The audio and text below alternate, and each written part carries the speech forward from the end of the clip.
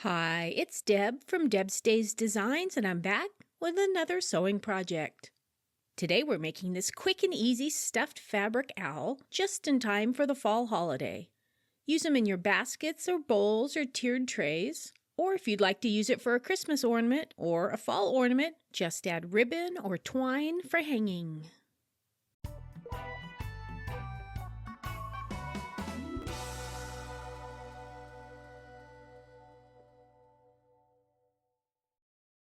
Before I get started, I publish new content frequently, so be sure to subscribe to my YouTube channel or stop by the blog at debsdays.com and check out my Etsy shop, Deb's Days Designs. That's where you'll find a digital version of this project. You can download it at home and print out the entire pattern. It has the materials list and cutting measurements, step-by-step written instructions, color photos, and the printable template. Or, to save paper, just read through the directions on your device and then print out just the template page.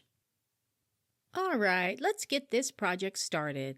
Along with your regular sewing supplies for this project, you'll need fabric for the owl, fabric or felt scraps for the eyes and the beak, a couple of buttons for the eyes, polyester fiberfill stuffing, pinking shears, and of course the printable template.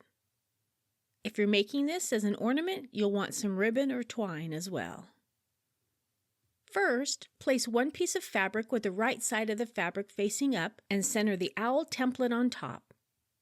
Trace around the template onto the fabric. Then use the eye and beak templates to cut out the fabric or felt scraps.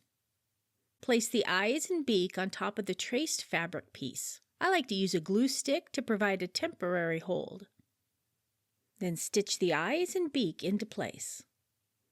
Center the buttons in the middle of the eyes and sew those into place. Place the other piece of owl fabric with the right side of the fabric facing down. Center the finished piece on top with the right side of the fabric facing up. Use pins to secure the stack. Stitch the two pieces together by sewing on the traced line, leaving a space at the top open for stuffing. I like to backstitch at the beginning and end to keep the stitches from pulling when I'm stuffing the owl. Use pinking shears to trim 1/4 inch to 1/2 inch outside the stitching line. Use the opening to stuff the owl with fiberfill, filling it as full as desired.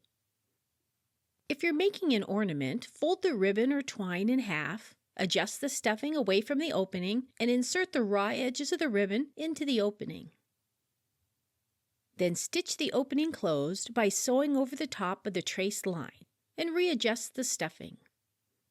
And just like that, just that fast, you created your own handmade stuffed fabric owl or owl ornament. See you next time with another project.